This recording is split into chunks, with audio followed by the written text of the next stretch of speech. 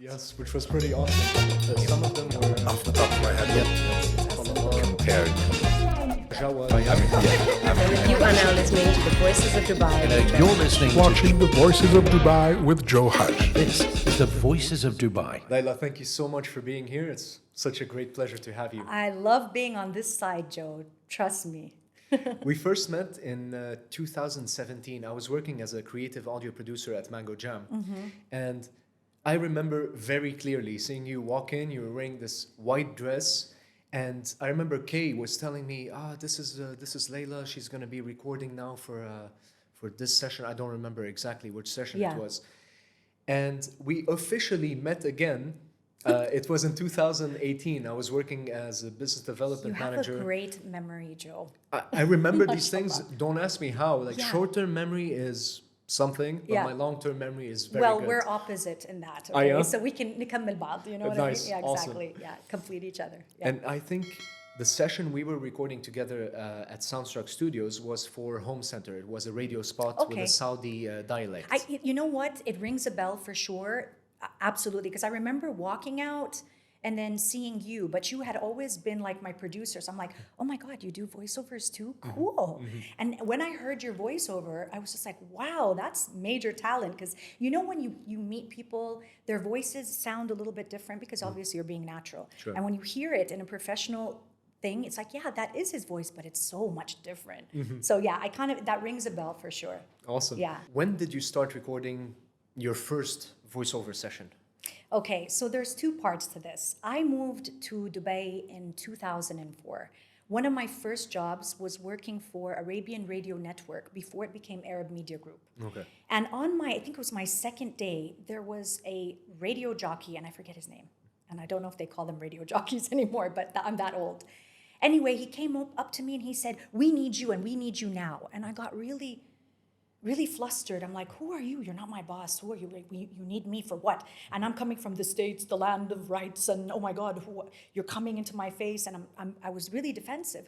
So I remember going to my HR, and it's actually a very embarrassing story. And I said, this guy is suddenly asking me to do something for him, and I have no idea what it is. And she's like, oh, we'll investigate. This is terrible. I'm so sorry. Lo and behold, it turns out that this guy, poor guy, just wanted my voice on like a jingle or something because he had heard me speak and said, you know what, she has a good voice for that. I felt so bad. I'm like, I'm so sorry. So I spent probably months apologizing to him. So that was my first intro into the voiceover world. And I remember shaking, and they had me say something like, it's cool, it's hot, it's da-da-da-da-da. It was something really like risque. And I remember thinking, are you sure, you guys, this is okay? And they're like, no, we need this. So I was really excited about it. And then I got kind of like the bug, you know, when you get that bug, it's like, ooh, I kind of like this. Because I had done on-screen things before, but I never really focused on voiceover stuff. So that was the first part of that. Little bits and pieces, non-paid things, just for fun, because I was in that environment. The second time around was when I was channel manager for Nickelodeon and also a project manager partly for MTV Arabia at the time. And they needed somebody, a voiceover for the Arabic part. And they're like, oh, you speak Arabic and you have that, come on in and give us something. So what I ended up doing is, you know, just recording some off-the-cuff script. And that's where it started. That's absolutely where it started. It's funny because you mentioned MTV Arabia, and I just remembered that one of the first demos I have of you is MTV Arabia. And it's so cheesy. It's like, woo, you know? But from there, Yeah. I remember seeing the evolution, because from that demo and sending it to different clients, it started to attract lots of attention. You know, people were like, oh, we like this. We want this demo. Could she probably do an audition of our text? Here's our text. Please, can you send it to her and ask her for an audition? Amazing. And that's how it started, you know. Yeah. And I started accumulating more recent demos of you and different types of jobs, you know, radio spots, corporate reads, let's say, well, over here we don't do much medical explainers. Yeah. But we have some informative kind of projects as well. Yeah, so many. So it was awesome for me to accumulate all these different projects of yours and see the evolution you know? It is. It's so cool. Like I started off kind of doing the I don't want to call it cheesy stuff, but the really like exciting things. Welcome to, oh my God, that kind of. And then it took a beautiful kind of direction into, actually not a direction, it went into many different directions. And I think, Joe, to be honest, at that time, and like the early 2000s, they didn't really have a lot of Saudi dialect voiceovers at that time, right? And most of the agencies, or a lot of the agencies, were working out of Jeddah, Saudi Arabia, and so they needed that. So I think what really helped me kind of come into this world with a bang was the fact that I could cover 2 different languages and several different dialects, and that really helped because, you know, it's like 2 birds, 1 stone. Okay, we have a, you know, script English, Arabic, let's just kill it in one spot with her. So that really helped me at that time. And of course, that wasn't my day job, that was a side hustle, and I really, really enjoyed it. But you know, now it's turning into almost like a main career for me throughout the years. So yeah, that's kind of the evolution we're talking about there. That's beautiful. That's beautiful. And was there a memorable or pivotal moment for you in throughout the years in your voiceover career that you noticed that there was this sudden shift and you started getting more jobs and getting called more often? Was there this one session or? That's a really, really good question. I don't necessarily feel that there was a sudden shift. It was a gradual buildup. Okay. And also because, as you know, voiceover work is very seasonal. It really depends on the seasons, you know, the pre-Ramadan, Eid, this, that, and then sometimes it's dead. So many times you ask yourself, oh my God, am I falling off of the, you know, the list? And then suddenly you'll get 4 calls in a day for your voiceover. But to answer your question, I think it was a gradual thing. And before I knew it, I was like, oh my God, I'm hot stuff here, you know? Yeah. What are some of the challenges that you faced early in your career? To be honest, when it comes to early in the career, you mean with voiceovers, With right? voiceovers, With yes. voiceovers. I have to be honest. I think the main challenges I continue to face with, and all of us do, are personalities, right? It's a people thing, it's a connection. Sometimes you run into certain types of people that are just not agreeable, or they are already coming in with a defensive attitude, or they come in not knowing what they want. And this is a big challenge for me because I'm a people person. I like to communicate and I love clarity. If I don't get clarity, it really does confuse the situation. And what a lot of clients and brands don't understand about voiceovers, they have to be calm. They have to remove all of confusion to do a voiceover. Even if it's a really silly 30-seconder or a 15-seconder, you have to be calm, and you know this. You can't be flustered and have the client fighting with the brand and the brand fighting with the production in the middle of your delivery, because you then end up removing your attention away from that. And that's a big problem. So I think challenges now are definitely to do with personalities. Alhamdulillah, like, because I am, you know, my day job is, you know, life coaching and training and development, so I know how to kind of maneuver around it and deal with those personalities. But internally, sometimes I'm like, oh, guys, get it together. You know what I mean? Yeah. As a life and leadership coach and a voiceover actress, how do you effectively manage your time to make sure that you're being productive in all these areas of your life? I'm very lucky, Joe. I was working in the media and marketing sector for years, which were, you probably already know it, it's 12 to 15 hours a day, weekends, you're on call. There was really hardly any room for me to kind of focus on the voiceover world. Right at the cusp of my 40th birthday, there was a pivotal moment, if you're asking about pivotal moments, where I was just like, you know what? Now is the time for me to make a change in my life. I mean, here I am. I'm at a very good position in a media and marketing. I was managing director, making the bucks, having fun, you know, and living the life. But I was tired. I wanted more family time. I wanted more substance to my life. So what ended up happening was, I was looking around at what my strengths were. And I realized that primarily I loved working with people. I love it. Like, there's something about me that goes, oh, if I work with someone and I see even one little one little piece of advice at the time helped that person. It got me going. That was it. Not the bottom line, not the money, not the the tickets to the big concerts and all. No, it was that part. And I found myself gravitating more and more towards training my team for their well-being and their health and things like that, which we found actually increased the bottom line, which we found actually helped bring in more money, helped them work more and have balance in their life. So all these really, really good benefits came out of it. So that was my strength. I said, oh, this is something I got to do. So I thought, what would be the best thing to do in this area? Okay, so what I ended up doing is I went to New York City. I got myself certified in life coaching, just as a start, thinking, what can I do with this? Came back here, started my company in training and development, so corporate training and development, soft skills and everything, but also with the component of leadership coaching and life coaching. And that's how it kind of took on its life. Now, in terms of how I manage both these worlds, alhamdulillah, I manage my own time because I own my own company. So I'm able to kind of look, not to say it's easy, it's not easy, but I don't have somebody dictating my day for me. No way. Sure. So I know, okay, for instance, this is a season where voiceovers kind of take a little bit of a dip. So I increase this part. Do you get my point? Absolutely. So this is how the balance comes. That's very interesting to hear you say that.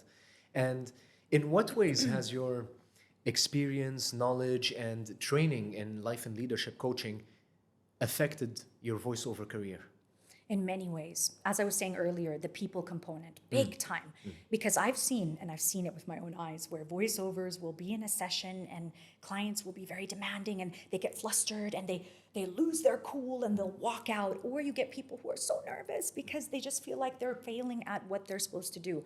I think the life and leadership component really helps you to know how to deal with people. And when you know how to deal with people, life gets so much easier. So much easier. So I think that's where I would say, that's where it's helped me, definitely, with the people component. It's also helped with patience, maturity, I think. Tools, you have the tools. You know what I'm talking about. Yes. You start to know, okay, this person's got an ego.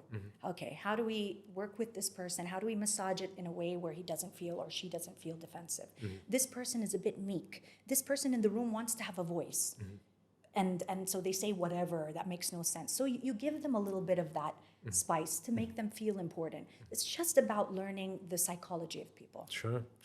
And that's very wise, the way you can include these teachings or that experience in your sessions. Yeah. Because at the end of the day, I mean, I'm talking back in 2015 up to, let's say, 2020. Yeah. We would go to studios physically Yeah. to record sessions. And sometimes we'd have 2 people in the session with us, 5 people in the session with us. It depends. You'd have 2 clients, 3 people from the agency, the sound engineer, and yourself. Exactly. Nowadays, With the AC off. With okay? the AC off, yes, So exactly. imagine like that heat. Yeah, Exactly. yeah. Nowadays, since 2020, since the end of COVID, we're seeing a rise of remote recording. Right. I don't remember the last session I've done physically at the studio. I mean, I now have my professional setup, and most of my work is remote, unless I have to record for 4 or 5 hours at a time for 3 or 4 days in a row. Right. That's something else. Right. I find myself begging, like, can I please come to the studio? Oh, I yeah? also have the setup at home, but sometimes you just want to feel that feeling. Yeah. Especially now, clients are always, like you said, 99.9% are remote. But you just to be in the studio with the guys and kind of just feel that vibe. Yeah. So definitely helps, but you kind of miss it sometimes. Sure. Yeah. Do you find any challenges when we're on a call for a remote recording session when there's 10 people on the call? Definitely. I mean, just recently, obviously I won't name whom. I think what happens is when there are too many cooks in a kitchen, they ruin the dish. And I think so many times, especially with these young professionals coming into the field, everybody wants to have a voice. And the thing with that is when everybody wants to have a voice and be heard, and the client needs to hear my voice because it just adds, like I was saying before, a lot of chaos. And when that chaos happens, it just goes off track. So something that could take probably like 20 minutes to do ends up an hour and a half. And then no, give us another take. And that person, oh, I want this kind of take and that kind of take. And then what ends up happening is the poor editor who's going to have to work on that. I feel so bad for them. But also it causes a lot of issues for the client themselves. But it's a learning process. They'll learn. They'll learn and they'll see, wait a minute. My favorites are, the ones you come in and it's like, you give a read and they're like, oh, that's amazing. Can you just, that one line, can you just say that a little, differently in this way? And okay, we're done. Oh my God. Those people know what they want. Absolutely. Because they give you a direction up front.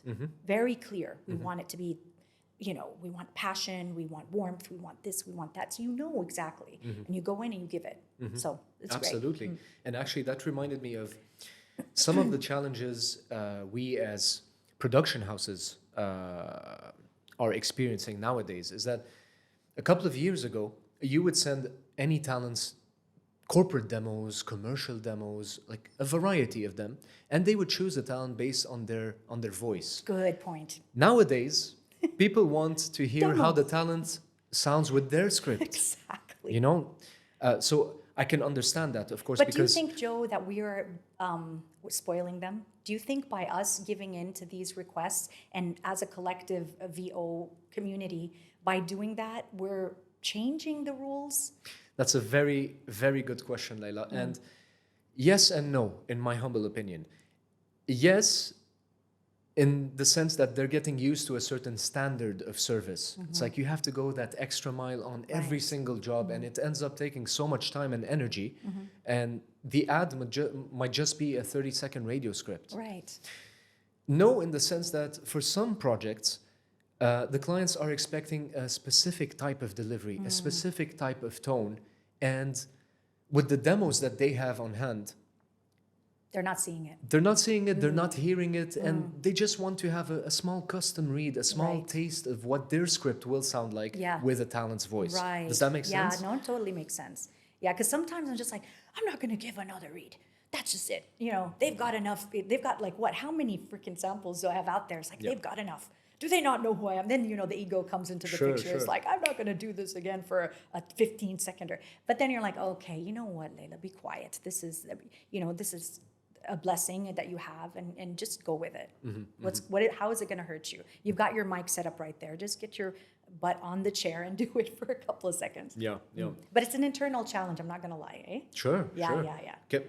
It's difficult depending on the situation, right? Like you said, some clients are direct, clear on what they want, and others you have to dig in a little bit. You have to dig deeper and try to ask them questions to make sure that you're delivering their script in the way that they want it. Right. And the thing, Joe, what I find very interesting, speaking to people who don't really understand voice acting or voice talent, how it works. Voice talent is not just getting on a mic, because this is my normal voice, right? But when doing a job, you're completely shifting into a persona. Absolutely. And it requires work. I'm not here to be all flashy Hollywood and say, oh, it's so hard to do, but it does require effort. A lot of people that are not in the voiceover world don't understand the effort and the mindset you have to get into, especially when it comes to longer scripts or a bit more challenging characters.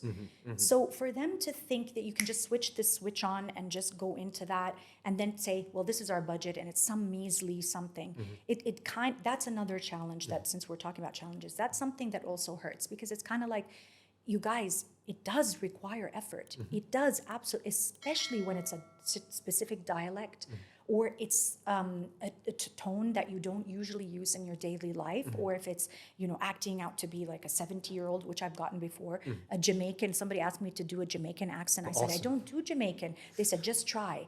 And it's like, go, come on, you can do.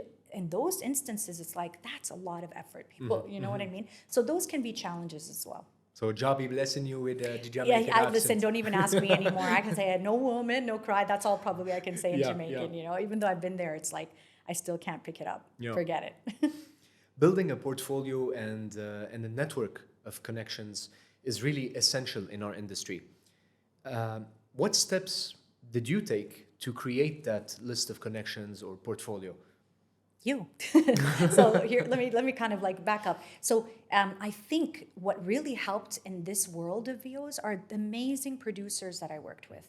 Really, really, because without them, your voice is not going to get pushed. If they don't like you or they don't like what you're delivering, or every time they send your voice, it gets rejected. They're not going to use you again, right? So it's the beautiful work of producers like yourselves and the relationship that I built with you all, right? It's this beautiful relationship like with you or Kay or, you know, the rest of these producers that long term and they know what they're going to get. خلاص اتعودوا, like they got used to you and they know exactly your professionalism, you're on time, you're going to deliver exactly the quality. If you don't deliver, you're going to agree that you weren't the best for it and just, you know, step aside. So I think asking, like saying how to build the network, if anybody wants to get into this, is definitely build your relationships. Again, goes back to the psychology of people. Just be professional, be good, be kind, be personable with those people that you're working with. It's not going to help if you're, and I've heard of stories, I don't know these people, but I've heard of voiceover artists who are extremely aggressive with producers, are extremely aggressive with production houses. And next time around, chickie or chick or mister, you ain't going to get called. It's just Definitely not. You're not. Because at the end of the day, you want someone who's easy and to work with, right? So yeah, building networks definitely through producers. You've recorded for some of the biggest brands across the globe and nationally and for Saudi Arabia. Yeah. I mean, we're talking Etihad Airways, Yeah. we're talking L'Oréal, we're talking Sephora, just to name a few. Yeah, yeah. Based on your experience and your knowledge and all the sessions that you've been through, really, what would you say are 3 truths that you've learned about the industry to someone who's interested in joining the voiceover industry? 3 truths, or can I kind of maybe just shift it a bit to 3 pieces of advice? Sure. Is that all right with you? Absolutely. Number 1, jump in. We all have doubts. The first time somebody asked me to do, you know, like that jingle, and I was shaking and thinking, why do they want me? I have no clue why that is. Somebody saw something in you. Just do it. Get yourself a cheap mic. Definitely don't do it over your phone, okay? I've done that. I've made that mistake so many times and never get callbacks. Get yourself a mic, hook it to your phone, hook it to your laptop, and just grab any kind of script, start practicing, and then get in touch with one production company if that's an effort. Send a demo and say, listen, I'm Jordanian, I'm American, I'm English, I primarily, you know, would love to be able to, because producers are always looking for new voices. They're, you know that more than anyone.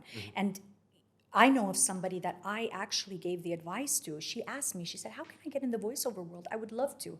I said, record 3.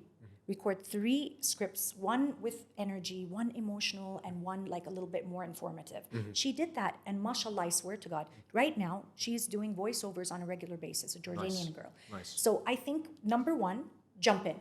Jump in. If this is something you really want to do. Don't try to get so technical and get into, I have to take a course and I have to, no. Just jump in, start getting your feet wet with this. The second thing is be very patient. You're going to be nervous. You're going to be scared. You're going to wonder, especially if clients are a bit aggressive and they say, no, that's not what I want, guys. This is not what I asked for. That will happen. Don't let it affect your self-confidence. That's something normal that's also in the world of voiceovers. And then number 3, I would say, if it's something you definitely want to continue doing, invest in a home studio. That really helped me, Joe. I mean, remember I kept putting it off because I just didn't understand technology and mics and everything. The moment that I set it up at home, it did wonders for me. I mean, it took a couple tries until I got the mic, the gain right, and the I don't know what, and the installation. But I think investing as well in a little studio helps as well. Absolutely. Absolutely. You were talking about something that, you know, challenges that can affect your self-confidence. Yeah. Now, imposter syndrome and overcoming Big time. self-doubt are really like challenges that some voice actors might experience during their career, especially early. How did you deal with such feelings? I think it goes back to character as well. I'm somebody who loves to challenge myself, but I'm not going to say it was easy. I think, again, going back to the fact that I come from a media background, so I have done many on-screen things and stuff like that, so that helped, because it's kind of like going from on-screen where you're just constantly being like, you feel judged by that little camera right over there, to a mic. and your focus is on your voice. So I think that helped give me a little bit of confidence, but I'm not going to tell you I was not nervous. You will be nervous. There will be times, like I was saying, that you're just like, oh my God, I shouldn't be doing this. Imposter syndrome, by the way, every one of us at some point in our life are going to face that, where we feel we don't belong, all right? It's just a matter of habit. The more and more times that you talk to yourself in a kind way and get yourself shifting in a different direction is when you're going to start to realize, you know what? If that person can do it, I can do it. No issues. So it comes with practice. And the more times you do it, like anything in life, before you know it, you're going to be like, oh, they need like a 10-hour audiobook. Yeah, sure, no problem. Whereas if somebody asked me for a 10-seconder in the early days, I'd be like, okay, yeah, sure. And you can hear my voice like before each one, and my mouth gets dry, and I'm just like, okay, especially with all the clients in there, it's like, okay, here we go. Yeah. All right. Oh, yes, sure. Okay. And you don't even hear the instruction because you're so anticipating just getting it over with. So that is normal, guys. Anybody getting into the voiceover world, it's normal. Okay. Awesome. Yeah. Awesome. Yeah. Is there a script or an ad that you've done that... Do you see my cat hairs all over? They're just flying. I'm sorry to... Oh, that's okay. We'll make sure we put logos of cats. Khaled, we're counting on I you have for 4 that. cats and a dog. It's got, like, every time I move, I see cat hairs just all over. Oh, that's another part of loving to do voiceover work from home. I mean, both loving and challenging is I have animals. And as insulated as my room, that my little studio is, boy, oh boy, scratching on the door, yeah, let me in, you know? Yeah, and yeah. sometimes my cats jump up on the shelves. They don't want to come down, so they're there the whole session. But just as I'm doing a pivotal moment in my voiceover, you'll hear the cat, meow, stretching out. It's like, no. That must And be then hilarious. and then you hear the engineer going, I don't know if that was a glitch over Zoom. Can we do that? And I'm like, oh my God, it was the perfect take. It was, the perfect I like that. perfect Perfect take. Yeah, exactly. Was there a script that you recorded in the past that you still remember till today? I think I remember most scripts that I enjoyed. I Okay. love doing animation. I love getting into characters. And although for some reason I don't get picked a lot for animation, I get picked a lot for more professional brand type of things or very beauty related. The ones that I remember the most are animations, like anything that you get into and you have to really take your voice really low, you know, and talk like that. Or you have to talk like a very, very serious old woman who drives a spaceship, you know, stuff like that I really get into. Awesome. Because it's challenging, it's different. Sure, Yeah. sure. So those are the ones. I mean, specifically, I don't necessarily remember one, but because when you do so many, they kind of blend after a while. Sure. But I guess the genre or the area would be animations. I really enjoy those, Leila, you're the official voice of Etihad Airways. which I love. I love working with Etihad. It's awesome. It's Yeah. awesome. Could you give us a sample read? Oh my God. Anything. Well, I'll give you maybe a tagline. Sure. Etihad, choose well. Awesome. Oh, you'll hear me on the in-flight instructions anytime you fly Etihad. So, Please yeah. fasten your seatbelts. Yes. Oh, yes. I'm so serious when I talk about it. I know. But then yet we also do informative videos like the landing videos and things like that, aside from the instructional videos. So you'll see a difference, even in on the plane itself. So you'll have instructional, and then as you land, the things that you can, you know, how you can maneuver through the airport, and you'll see the difference in the tonality. So again, that goes back to a voiceover artist. So when some people do get shocked by how much money a voiceover artist can make. Yes, that's because of years. You're talking about years of working in the industry, perfecting your voice, perfecting and understanding what you need as a client, all of those things. You're paying for that. You're not just paying for a plain voiceover like I'm doing right now, right? Yeah. Absolutely. You're paying for the years of experience. Yeah. That person, a professional voiceover actor, Yeah. invested in themselves, not only in terms of equipment, home studio, etc., Yeah. but maybe some training, you know, breath work. And speaking of which, what are your 4 or 5 tips for people to prepare before any voiceover session? Okay, so initially when you get started, like I said, as you start doing them, it gets easier and easier, and you just go into auto mode before any session. But if you're starting, I definitely would say get into, I know it's very cliche these days, everybody talks about meditation, but meditation works 100%. Don't doubt it. Even if it's a 5-minute where you isolate yourself, breathe in through your nose, hold it for 3 seconds, out for 11, and just keep doing that until you just calm your nerves. You're still going to be nervous. Another piece of advice, anytime you say to yourself, oh my God, I'm so nervous, I'm nervous, just replace it in your mind with the word excitement. I'm excited, I'm excited.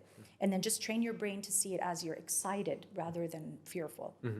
Another thing to calm yourself always, and this is, by the way, you heard it first from a voiceover. The best advice I can give before anything, I've done it here before, is always have water, but always take the strongest mint you can have.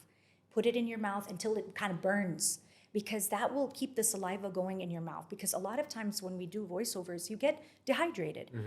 And with that, and they don't realize that dehydration does affect, like you'll hear in the mic, and it's harder for the engineer to kind of edit out and stuff like that. So water, tell your engineer, please, if you hear any tekkas, just let me know, because sometimes they feel embarrassed to tell you, like, right? But mints really help.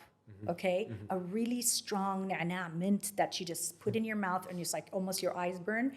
Go in and you feel so confident because you have that saliva going. I know it's gross, but that's, guys, these are the technical things. It's a reality. It's a reality, yeah. And we were talking about it with Sabrina. We actually mentioned like the clicks and those noises that you hear. They're absolutely normal. Listen, guys, there's a lot. We're humans. I mean, sometimes burps come out. Sorry, but they do. You know, right after lunch, and you get this. We need you urgent, and you're just like, oh, and you hear and you know, there's certain things that are gonna happen, and that I'm sure engineers have heard it all. Right? Absolutely, they've heard it all. Your stomach growling, things happening. These are all part of it. So if those things happen, people, it's okay. You're human, all right? There's nothing wrong with it, you know? Yeah, just be prepared. It's always good to have water. I always take my water with me, even though most production studios provide water, but I always take it with me because I'm a talker, so I get dehydrated very quickly. It's not pregnant. This is coming out in January. So yeah, you heard it first. Just a small water break, guys. We'll be back with you shortly after a small break. Bum, bum, bum. Dum, dum, dum. And Leila, you record in Saudi, classical Arabic, and English with an American accent. Yes.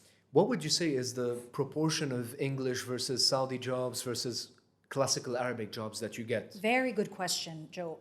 Initially, I would say because I don't know, for some reason, this part of the world was very focused on the English, like British accent for English. So primarily, I was asked to do Saudi, primarily, not even classical Arabic or masalan white Khaliji or Levant or whatever. No, it was specifically a Saudi dialect, specifically Hijazi. Now, guys, this is going to get a little bit complicated. So in Saudi, we have so many different dialects, okay? You have Hijaz, you have Najdi, Makkawi, you have so many different dialects, and they're now, in my world, I would say they're very different in delivery, okay?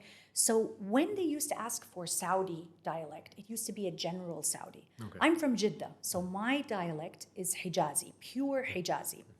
Nowadays, since the boom in Saudi, mashallah, with everything that's going on there in the last 5 to 7 years, many agencies, many companies are now moving to Riyadh. Riyadh is Najdi, and very thick. It's very close. Not very close. A lot of people might get offended by this, but it's close to Emirati in my mind. Okay. In my mind, okay, everyone? So it requires, again, more effort because it doesn't come natural to me. Okay, so that's a very big challenge. In the old days, when we're talking about the mid 2000s, those days, I mean, the amount of jobs I would get for Saudi, just Saudi pure, was amazing. Like it was daily. I mean, I was just like, wow, this is amazing. However, nowadays, because my dialect is Hijazi, you're getting a lot more requests for other voiceovers. And don't forget, a lot of more Saudis are coming into the market now. They understand the world of voiceovers. And so my job is kind of evolving into a mix of classical Arabic, Saudi Hijazi. Sometimes, if it's a short script, I'll do Najdi. But a lot now is American English. Why now the shift happened to American English? Because a lot of companies are being invited into the region that come from America. So you're seeing, yes, a lot of British companies here, and that's why the voiceover request is for a lot of English, but now equally as much is American. And because I am half American, half Saudi, and I can perfect both accents very well, alhamdulillah, I'm getting a mix. But it kind of does this. It kind of shifts up and down between both. Yeah. Sure. And nowadays we see a lot of white Khaliji. Yeah. So it's like, Does that confuse you still? Because No, it does not really. sometimes. Sometimes people are. It doesn't confuse me because I know what it is. Yeah, yeah. And you know what it is, Yeah. Joe, right? But sometimes they don't know what a white Khaliji Exactly, is. So exactly. you do a white Khaliji and they're like, but that's Saudi. It's like, well, Khaliji is a mix. You can't have one Khaliji. Khaliji is a mix of everything. exactly. Right. Yeah. Exactly. Some people used to call it white Arabic. And I'm talking like 4 or 5 years ago. People used to say, we want a white Arabic accent. In my mind, in these days, white Arabic meant from the Levant area. That's what I Okay, thought. so almost a Lebanese, Jordanian, Syrian way of speaking. Yes. Turns out that there's white Levant and white Khaliji Khaliji. now that are on the rise. So white Arabic, I don't even hear the request anymore because now they made it more specific. Yeah, totally. And sometimes you'll get requests where it's like, we want white Arabic, but then the script will be done in a super ultra classical with tashkil. And you're like, guys, and they're like, no, can you Khalijify Khalijize it for it. us? Yeah. Can you Saudify it for me? Yeah. Guys, that's a whole other job. If you want me to take a script that's already written in a classical and make it Saudi, that's a whole other editing job That's in itself. transcreation, yeah. Yeah. So. Do you remember interesting. any scripts in Saudi or white Khaliji that you've done that still you remember to this day? Well, I remember a recent one, and I think this is when I really realized there's a huge shift in the request for dialects. So a producer booked me in for a Saudi job. Okay. Easy in my mind. I go in and go into my studio, and on Zoom there are like 6 people from the client side and 3 from the agency. I mean, it was packed full. I don't think you even allowed, and there's so many windows open and all these people, and half of them have their, obviously no voice on, and there's 2 people speaking in this, and you can tell they are ultra Najdi, very Riyadh. And the script was given to me and I read it, and every second of every word I had to go back and redo. And so just out of integrity, because at the end of the day, we have to have integrity. I said, Jama'a, I have to be honest with you. أنا مش من الرياض. If you're looking for a native Riyadh speaker to give you the really thickness of that, I'm not the person for you. So half an hour in after, they really appreciate it. They said, you know what, Leila, thank you. Your voice is perfect, but we're looking for a native Riyadh accent. And you're very Jiddawi and it comes out. Jeddah is very light. Riyadh is very it has a very jamid and it's thick. And they said, thank you so much for letting us know. And really, we feel bad. And we don't, I said, no, I get it. So that's one I remember. That was a very hard script. I remember sweating, trying to make myself into this character, but it just wasn't coming out. And I have to be honest. Yeah, I have to be honest. And if I feel like I don't give what they want, I don't want to do it. And that's very admirable of you, to recognize that. Yeah. And to tell them, look, guys, unfortunately, I'm unable to deliver the script in the way or the dialect that you guys want. So it's not fair for me to continue in this session. Yeah. I mean, it happened maybe once or twice in my entire career, but it does happen where you have to very gracefully say, I'm not the person for you. I'm sure there's another list of people. And very likely they'll come back to you again for something else because they like that you were somebody who offered that out for them. Because it's embarrassing for them to say, no, we can't choose you. Sure.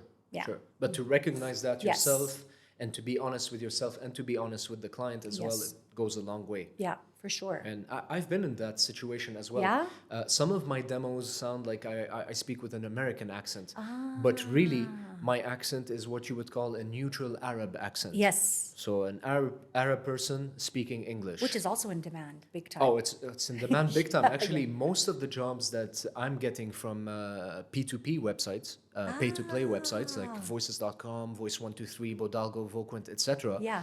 are English with a Middle Eastern accent. Yes. Yes. Like amazing. these are, I would say these are 70%. They represent now 70% of all the jobs that I'm getting at the moment. Oh, good. Which is awesome. It's so true. Like I get requests where it's like, you know, your accent is really American, but can you put a hint of Arabic in it? So yeah. And it's easy for you to do that, being half Saudi. Yeah. Yeah, that's awesome. Yeah. Leila, what is your definition of a great voiceover actor? Someone who enjoys it, to be honest, because the people who enjoy it, I feel it translates in the waves. You can feel it if that person is enjoying it. Someone who has experience, for sure. I mean, I'm not going to tell you somebody who comes off. There are natural talents that will come off, you know, from wherever and jump in and be perfect at it. But I would say definitely experience, definitely trial and error. Someone who's been darab, somebody who went through the storms and kind of got refined into a talent that is able to just jump in, you know? So yeah, definitely someone who enjoys it, someone who's weathered the storms. And I would also say someone who is consistent at it. You know, because a lot of people will do it once and get bored and then come back just because, or they do it for the quick money, or they think, you know, which is fine as well. But do I think they're a great voiceover? Maybe not. Probably not. Yeah. Leila, I want to take this time to really acknowledge you. Thank you. And thank you for all the work that we've done together throughout the years, and all the work that you're putting out there with your voice. Thanks. I really believe that you are truly one of the voices of Dubai. And throughout the years, we've had lots of fun working on different sessions. Of course, we've had our shares of challenges, and we've both learned from these challenges. Yes. I want to ask you, where can we follow you? On which channels are you most available? Very good question. So, you want the honest answer? Yes, please. Okay, please. so in my 30s, 20s, and all of that, well, before 20s, we didn't have social media much, but you know, in those days, I was very active on social media. These days, it's very sporadic, but you can definitely find me. Just type in my name, Leila. It's Leila, people, not Laila. Okay, Leila Almaeena, Almaeena, on Instagram, on Facebook, on any of those social media channels. I'm not on Twitter, but you can find me there. Awesome. And we'll then, make sure to include that in the show notes. Thank you so much. Of course. Thank you. Yeah. And do you have a website as well? I do have a website, yes, and so easy, leilalmaeena.com. Perfect. And that's also for your life and leadership coaching, right? Yes, and it has my contact details as well. So if anybody needs to get in touch with me, I'd be more than happy to. Super. Yeah, get in touch. Guys, if you like this episode, please make sure to like, subscribe, and share. And if you have any other questions for Leila, please make sure to include them in the comments. Thank you, Leila. Thank you. Woo!